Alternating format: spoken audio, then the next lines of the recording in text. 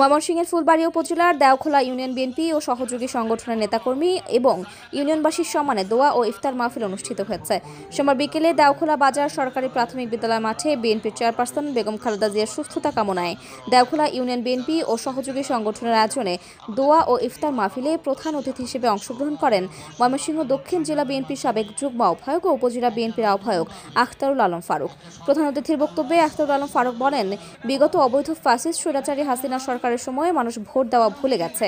তিনি বলেন, এখন ভোটের পরিবেশ সৃষ্টি হওয়ার পথে, তাই আগামী নির্বাচনে ধানের শীষে ভোট দিয়ে বিএনপিকে ক্ষমতায় আনার আহ্বান জানান আখতারুল আলম ফারুক।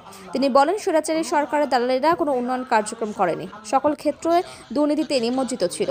বলেন, সংসদ সদস্য নির্বাচিত হলে ফুলবাড়ী উপজেলার সার্বিক উন্নয়ন নিশ্চিত করা হবে। আমরা এই 5 তারিখের পর আমাদের বিরুদ্ধে প্রতিনিয়ত ষড়যন্ত্র চলছে, আমাদের নিজেদের ভিতর এবং বাইরে।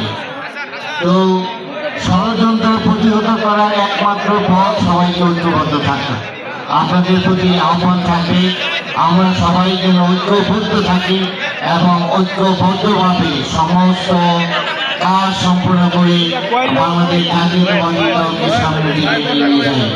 ইফতার ও দোয়া মাহফিলে আরও উপস্থিত ছিলেন দক্ষিণ জেলা মহিলা দলের সহসভাপতি ফাসিনা হক লীরা, পৌর বিএনপির আহ্বায়ক এম শমশের আলী, উপজেলা বিএনপির যুগ্ম আহ্বায়ক সাইফুল ইসলাম বাদল, ভবানীপুর ইউনিয়ন পরিষদের সাবেক চেয়ারম্যান শাহিনুর মল্লিক জীবন, আছিম পাটুলি ইউনিয়ন পরিষদের সাবেক চেয়ারম্যান গোলাম ফারুক, পৌর বিএনপির সিনিয়র যুগ্ম আহ্বায়ক আবুল ফজল, উপজেলা বিএনপির যুগ্ম আহ্বায়ক জাকির হোসেন খান বাপ্পি, পৌর বিএনপির যুগ্ম আহ্বায়ক মাহবুবুল আলম সেলিম, মাসুদ আলম খান, শ্রমিক দলের সাধারণ সম্পাদক আব্দুল কাইয়ুম তালুকদার সহ দেওখোলা ইউনিয়ন বিএনপি এবং সহযোগী সংগঠনের বিভিন্ন পর্যায়ের নেতারা।